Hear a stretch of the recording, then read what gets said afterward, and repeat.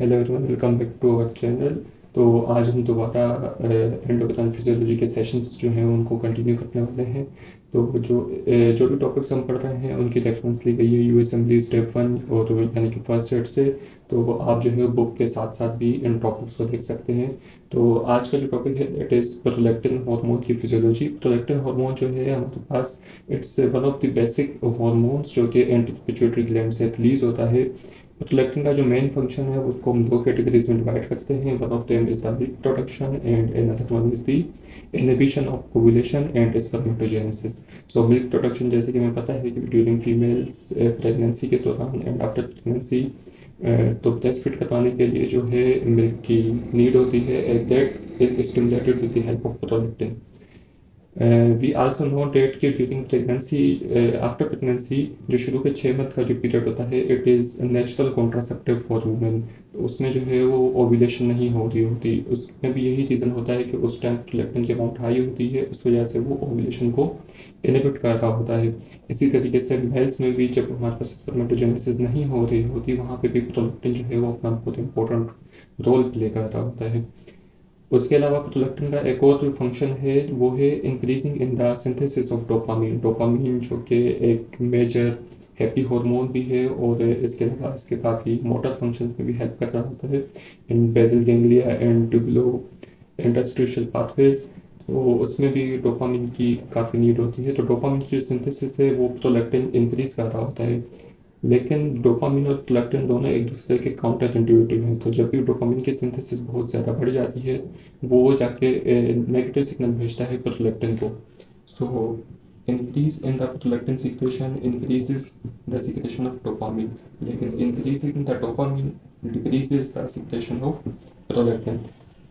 उसके अलावा कुछ ड्रग्स होते हैं जैसे कि डोपामिन एगोनिस्ट, क्योंकि हमने पढ़ा कि जो डोपामिन है वो इनहिबिट कर रहा होता है प्रोलैक्टिन की सिक्रेशन को।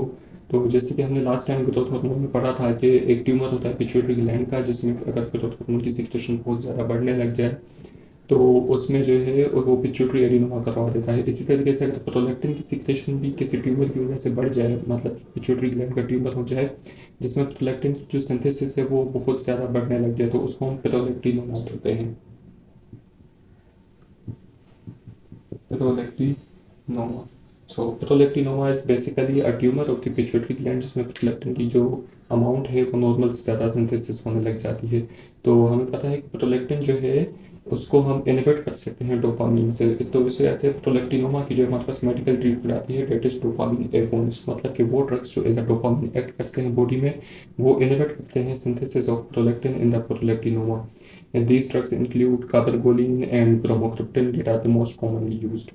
उसके अलावा अगर इसी के हम अपोजिट चले जाएं तो डोपामिन एंटागोनिस्ट वो ड्रग्स होंगे जो प्रोलैक्टिन की सिंथेसिस को बढ़ाएंगे। तो वो ड्रग्स जो कि डोपामिन एंटागोनिस्ट होते हैं वो हमारे पास ज़्यादातर साइकेट्रिक केसेस में यूज़ होते हैं। तो हमारे पास एंटी साइकोटिक ड्रग्स, उसके अलावा मेटक्लोप्रोमाइड हो गया, ये सारे ड्रग्स जो होते हैं डोपामिन एंटागोनिस्ट होते हैं और प्रोलैक्टिन की सिंथेसिस को बढ़ा देते हैं क्योंकि डोपामिन की अमाउंट बॉडी में कम कर देते हैं।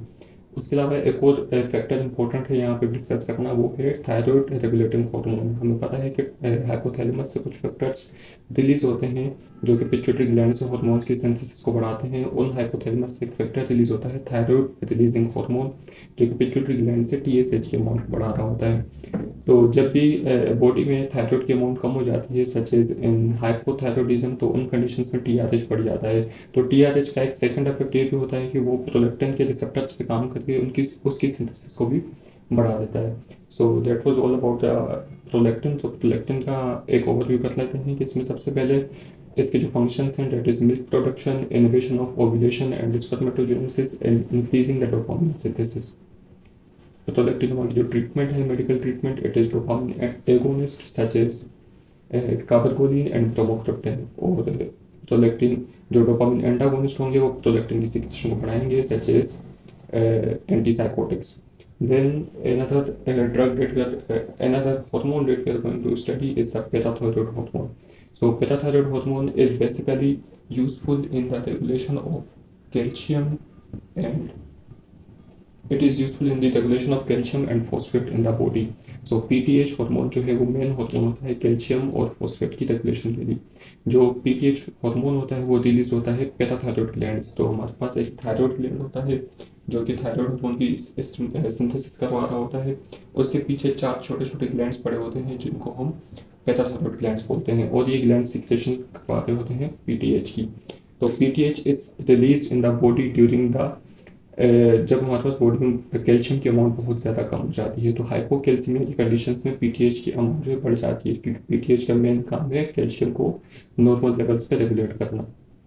सो पीटीएच कैल्शियम की अमाउंट को बॉडी में दोबारा रिस्टोर करने में हेल्प कर रहा होता है through 3 pathways. It acts on the JIT system, it act on the bones and it act on the kidneys. JIT system में पीटीएच इस तरीके से काम कर रहा होता है कि वो वहाँ पे एब्जॉर्प्शन को बढ़ा देता है कैल्शियम की और फॉस्फेट की। तो जो भी हमारे पास कैल्शियम एंड फॉस्फेट फीसेस में पास होने वाला होता है या फिर एब्जॉर्ब नहीं हो पा रहा होता, उसकी पीटीएच एब्जॉर्प्शन बढ़ा देता है। In bones it act through the resorption of the bones. हमें पता है कि कैल्शियम जो है बोन्स जो है वो कैल्शियम और फॉस्फेट और कैल्शियम हाइड्रोक्सी एपिटाइट इन एलिमेंट से बनी हुई होती है। तो जब भी बोन्स की रिजॉर्प्शन होगी उन कंडीशंस में भी कैल्शियम की अमाउंट बॉडी में बढ़ेगी। बोन्स की रिजॉर्प्शन किस तरीके से करवाता है पीटीएच? वो इस तरीके से करवाता है कि हमारे पास ऑस्टियोब्लास्ट एंड ऑस्टियोसाइट होते हैं। These are the bone forming cells. इनके ऊपर ये एक्सप्रेशन को बढ़ा देता है रैंक लाइगेंड की। रैंक लाइगेंड जब इनकी एक्सप्रेशन बढ़ जाती है तो RANK ligand binds with the RANK receptor. That RANK receptor is present on the osteoclast. Osteoclast are the bone eating cells. वो बोन को खाते हैं और बॉडी में कैल्शियम के अमाउंट को बढ़ाते हैं। तो जब भी ऑस्टियोब्लास्ट एंड ऑस्टियोसाइट पे रैंक लिगेंड बढ़ेगा, वो रैंक लिगेंड जाके बाइंड करेगा ऑस्टियोक्लास्ट के रैंक रिसेप्टर पे। जब वो वहाँ पे बाइंड करेगा तो ऑस्टियोक्लास्ट एक्टिवेट हो जाएंगे और वो बोन की रिजॉर्प्शन को स्टार्ट करवा देंगे। इस तरीके से बॉडी में कैल्शियम की अमाउंट वापसी नॉर्मलाइज होने लग जाएगी। And then last pathway is through kidneys. Kidneys में भी पीटीएच जो है वो कैल्शियम की एब्जॉर्प्शन को बढ़ा देता है from the distal convoluted tubule. लेकिन किडनीज में एक और उसका इंपॉर्टेंट फंक्शन है कि यहाँ पे फॉस्फेट की रीएब्जॉर्प्शन को कम कर देता है, यानी कि यूरिनरी एक्सक्रीशन ऑफ फॉस्फेट हमारे पास बढ़ जाती है इन हाइपर पैराथायरॉयडिज्म। तो ये डिक्रीज कर रहा होता है फॉस्फेट की एब्जॉर्प्शन को इन पीसीटी और इंक्रीज करता है कैल्शियम की एब्जॉर्प्शन को इन डीसीटी। तो जीआईटी से भी एब्जॉर्प्शन बढ़ गई, बोन्स की रिजॉर्प्शन भी हो गई और किडनी से भी हमारे पास कैल्शियम एब्जॉर्ब हो रहा है। तो ये तीनों कंडीशंस मिलके वापसी कैल्शियम के लेवल्स को बॉडी में नॉर्मलाइज कर देते हैं। उसके अलावा एक सेकंड इफेक्ट होता है पीटीएच हार्मोन का, that is increasing the synthesis of 1 alpha hydroxylase in PCT. So 1 alpha hydroxylase एक एंजाइम होता है जो कि कन्वर्ट करता है विटामिन D2 को, that converts vitamin D2 into D3. So D3 is the active form of vitamin जिसको हम calcitriol भी बोलते हैं। This calcitriol is again helpful in the absorption of calcium from the GIT system. So basically इन 3 तरीकों से PTH जो है वो रेगुलेट कर रहा होता है बॉडी में कैल्शियम को। Now there is a concept of PTH related peptide, PTHRP. So PTH related peptide एक फैक्टर होता है जो कि same to same PTH act कर रहा होता है, लेकिन ये रिलीज हो रहा होता है ट्यूमर से।